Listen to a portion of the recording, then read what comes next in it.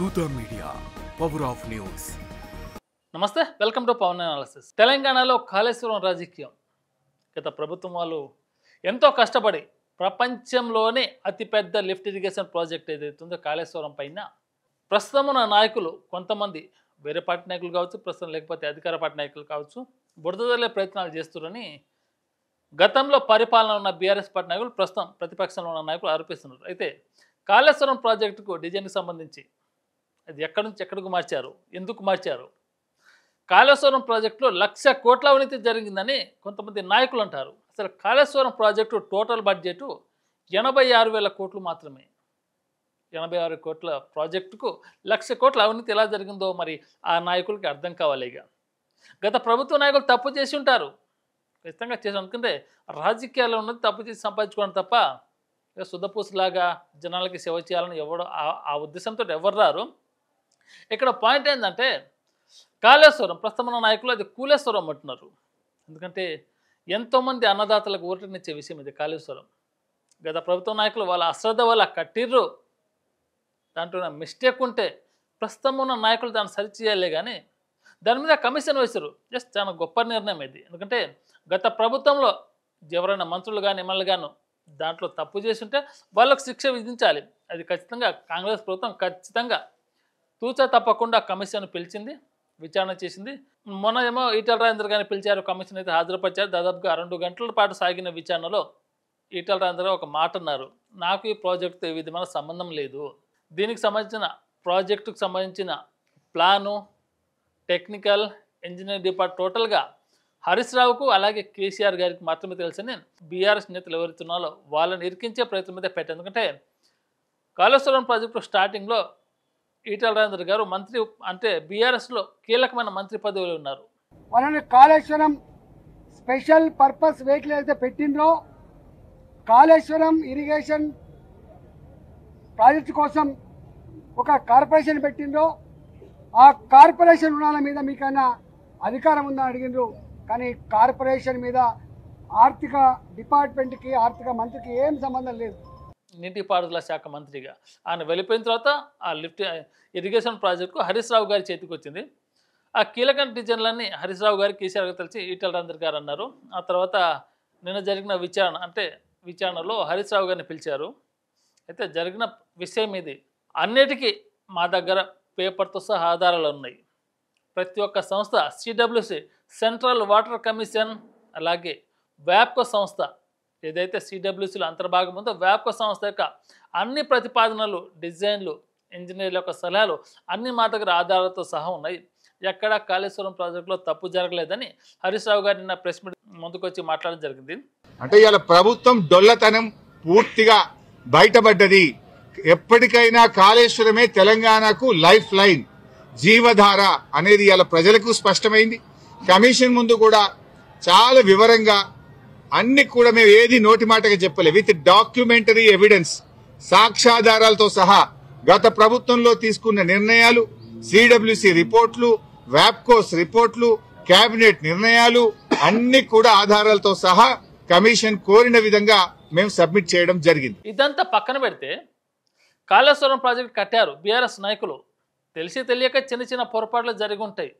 ప్రస్తుతం ఉన్న నాయకులు దాన్ని సరిచేయాల్సింది పోయి కమిషన్ వేశారు. దాంట్లో ఏమైనా కమిషన్కు కకృతి పడ్డారా, లేకపోతే దాంట్లో ఏమైనా జరిగినాయా, ఆ విధంగా వెళ్తే బాగుంటుంది. కానీ ప్రపంచంలోనే అతిపెద్ద లిఫ్ట్ ఇరిగేషన్ ప్రాజెక్టు అయిన కాళేశ్వరం మీద రాజకీయం చేయడం మాత్రం సత్యం. ఎందుకంటే దేశానికి అన్నమాట రైతుకు ఆ కాళేశ్వరం ప్రాజెక్టు ఎంతో నీరునిస్తుంది. ఆ ప్రాజెక్టు కనుక లేకపోతే ఇప్పుడు వరంగల్ జిల్లా మహబూబ్ నగర్, మహబూబాద్ ఆ సైడ్ ప్రజలకు నీళ్ళే లేవు.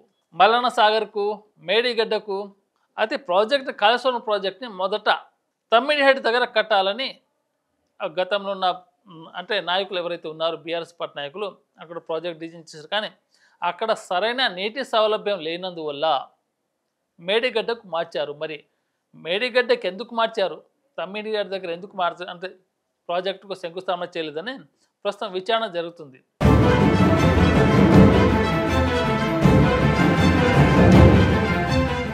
అంటే అక్కడి నుంచి ఇక్కడ జరగడానికి ఏమైనా కమిషన్ తీసుకున్నారా? ఆల్రెడీ బయట బీఆర్ఎస్ నాయకుల మీద కాళేశ్వరం మీద 1,00,000 కోట్ల అవినీతి జరిగింది కాళేశ్వరంలో. అది కాళేశ్వరం కాదు, కూలేశ్వరం అంటున్నారు. ఒక విషయం, ఒక చిన్న పాయింట్ తీసుకుని మనం వెనక్కి వెళ్దాం. తెలంగాణ ఏర్పడక ముందు వెళ్దాం. తెలంగాణ ఏర్పడక ముందు ఇదే తెలంగాణ ఎట్టుందో మీరు ఒకసారి చూడండి. ఒకసారి అల్లాడిపోయిన జీవితాలు, సొమ్మసిల్లిపోయిన మనసులు, బతకలేక బతుకుతున్న జనాలు, బతకలేక ఉండలేక మహారాష్ట్రాలకు వలస వెళ్ళే జనాలు.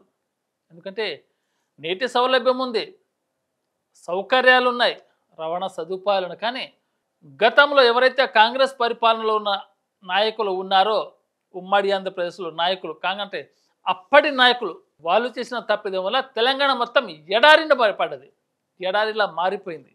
అటువంటి తెలంగాణను సస్యశ్యామలం చేసిన ఘనత ఖచ్చితంగా బీఆర్ఎస్కే దక్కుతుంది.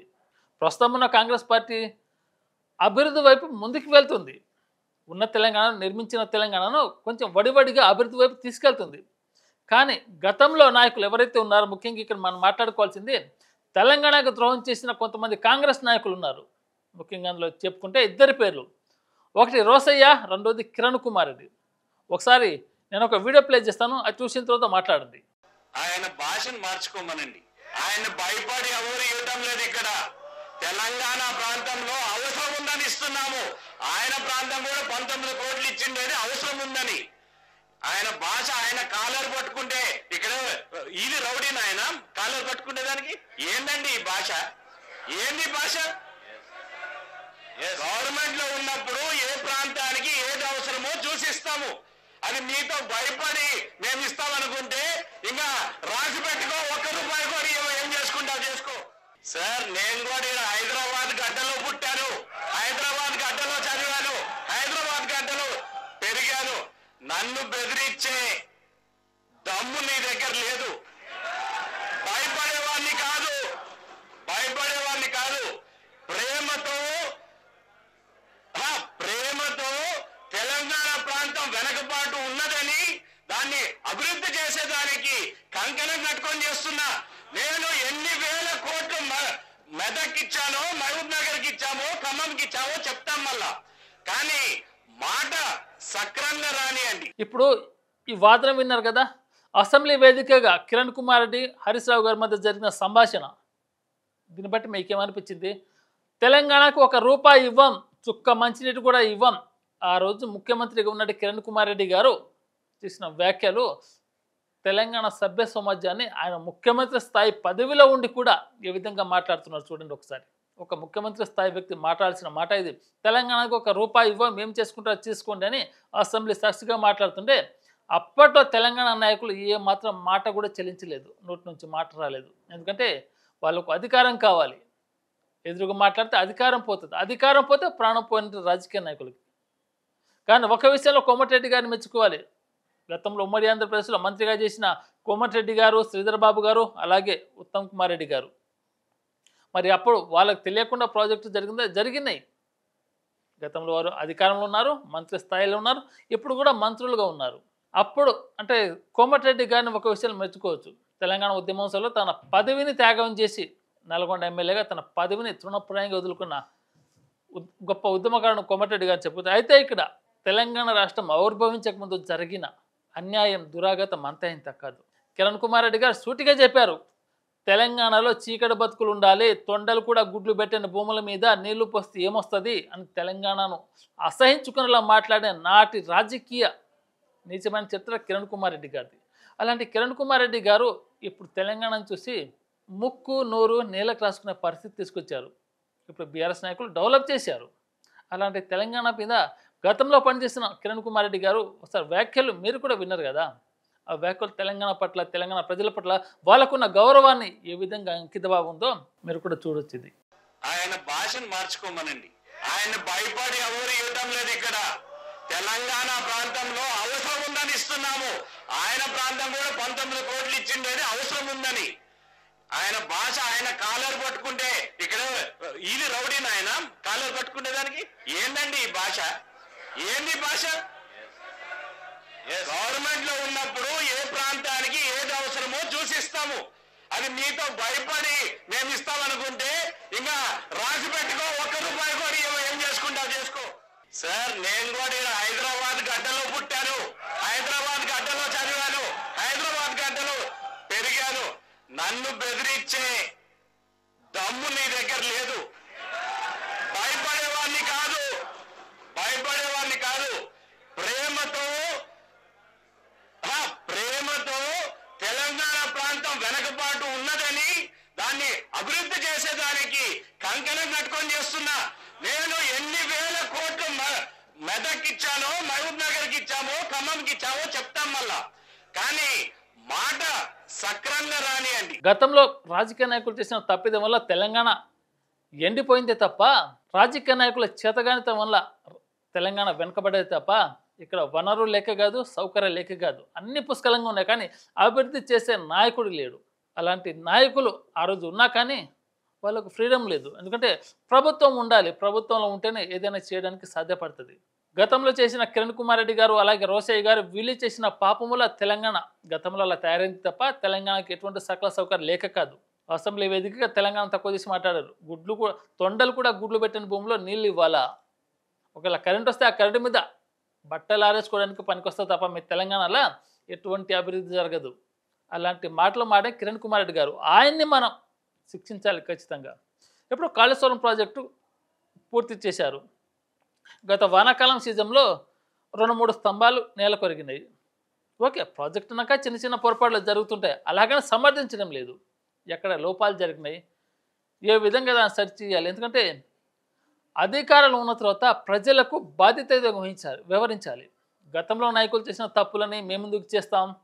అదే విక్రమార్కుడు సినిమా డైలాగ్ ఉంటుంది, ఎవడో శంకుస్థాపన చేసిన దాన్ని నేను ఎందుకు పూర్తి చేయాలని. మరి రాజకీయ నాయకులు సేవలు చేయడానికి ప్రజల మధ్యకి రావాలి. కానీ గతంలో వాళ్ళు చేసిన తప్పులను మీరు తప్పు చూపించండి, కానీ అదే అదునుగా చూసుకున్న రైతులను మాత్రం మభ్యపెట్టే ప్రయత్నం చేయకండి దయచేసి.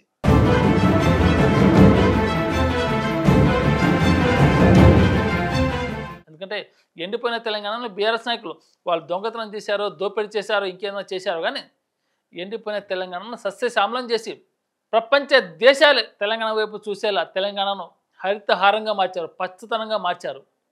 అలాంటి తెలంగాణ ఇప్పుడు ప్రపంచవ్యాప్తంగా పేరు మోగుతుంటే ప్రస్తుతం ఉన్న నాయకులు తెలంగాణను అభివృద్ధిని వడివడిగా అడుగులు వేస్తున్నారు. అయితే కాళేశ్వరం ప్రాజెక్టు మొదట తమ్మిడిహెట్టి దగ్గర కట్టాలి, అయితే మేడిగడ్డకి ఎందుకు మార్చారు? అంటే దీనిలో ఎంత అవినీతి జరిగింది? హరీష్ రావు గారు క్లియర్ కట్గా చెప్పారు. ఈటెల రాజేందర్ గారు తప్పించుకొని వీళ్ళ మీద బీఆర్ఎస్ నాయకుల మీద మాట తెలియ ప్రయత్నిస్తారు. అయితే కాళేశ్వరం ప్రాజెక్టుకు సంబంధించిన కొన్ని కీలకమైన ఏంటంటే, కాళేశ్వరం ప్రాజెక్టు కింద 100 భాగాలు ఉన్నాయి. దాంట్లో 3 బ్యారేజీలు ఉన్నాయి, అలాగే 11 రిజర్వాయర్లు ఉన్నాయి, 19 సబ్స్టేషన్లు ఉన్నాయి, 21 పంప్ హౌజులు ఉన్నాయి, అలాగే 203 కిలోమీటర్ల గ్రావిటీ ఉంది, 98 కిలోమీటర్ల ప్రెజర్ మైన్ ఉంది, అలాగే 1530 కిలోమీటర్ల గ్రావిటీ కెనాల్స్ ఉన్నాయి. వాటితో పాటు కొన్ని టన్నెల్స్ కూడా ఉన్నాయి ఈ కాళేశ్వరం ప్రాజెక్టు కదా. ఇవన్నీ కాళేశ్వరం అంతర్భాగమే. మరి రేవంత్ రెడ్డి గారు చెప్తున్నారు హైదరాబాద్ని మూసి సుందరీకరణ చేస్తానని. మూసి సుందరీకరణకు చెయ్యాలంటే 30 టీఎంసీ నీళ్లు కావాలి. అవి ఎక్కడి నుంచి వస్తున్నాయి? మల్లన్న సాగర్ నుంచి వస్తున్నాయి. మల్లన్న సాగర్కి నీళ్ళు ఎక్కడి నుంచి వస్తున్నాయి? కాళేశ్వరం నుంచే కదా.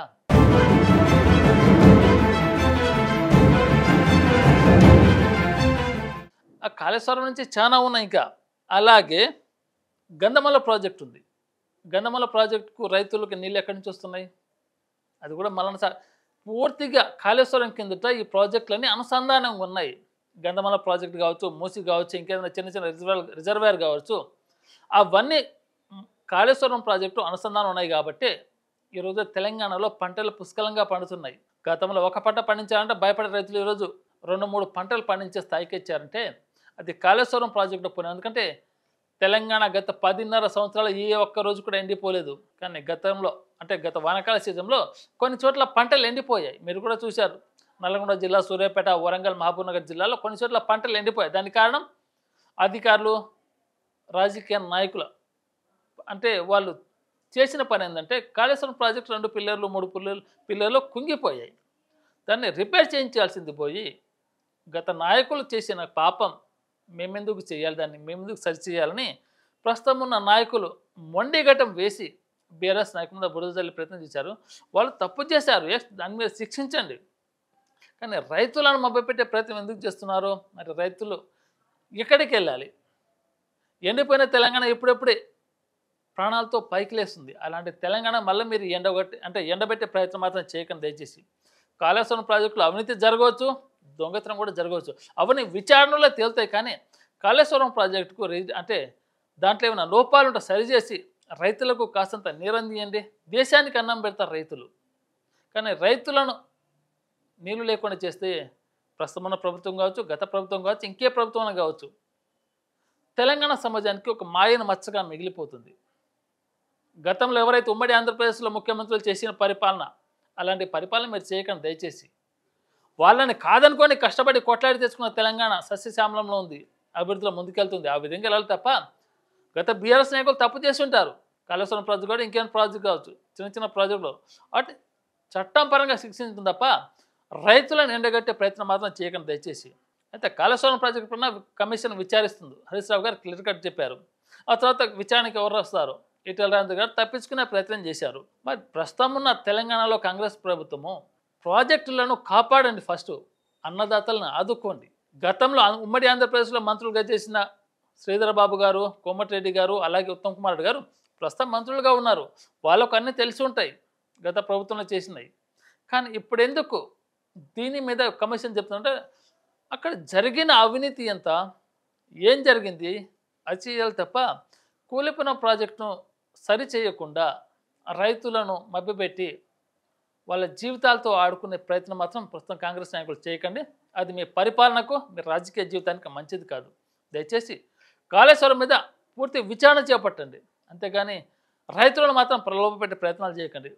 మరి రానున్న రోజుల్లో కాళేశ్వరం ప్రస్తుతం ఉన్న నాయకులు కాళేశ్వరాన్ని కూలేశ్వరం అంటున్నారు. ఎందుకంటే లక్షలాది మంది కుటుంబాలకి అన్నం పెట్టే కాళేశ్వరాన్ని ఈ విధంగా తప్పు మాటలను కరెక్ట్ కాదు. కాళేశ్వరం అనేది ప్రపంచంలోనే అతిపెద్ద లిఫ్ట్ ఇరిగేషన్ ప్రాజెక్టు. దానికి మనం గర్వపడాలి. ఏ ప్రభుత్వం చేస్తున్న పక్కన పెట్టేసి మన తెలంగాణ ఉన్నందువల్ల మనం ఖచ్చితంగా గర్వపడాలి. అయితే కాళేశ్వరం మన తెలంగాణ కోటి రత్నాల వీణ అంటారు. మరి అలాంటి కోటి రత్నాలు కావాలంటే కాళేశ్వరం ప్రాజెక్టు డిజైన్ అవన్నీ మార్చి చేస్తే కరెక్ట్ కాదు అది. ఎందుకంటే నీరు లేకపోతే ఏ ఒక్క రైతు కూడా కడుపు నిండా అన్నం తినలేడు, పస్తులు ఉండాల్సి వస్తుంది. ఆ కాళేశ్వరం ప్రాజెక్ట్ని పూర్తి చేసి అన్నదాతలకు నీరందివ్వండి.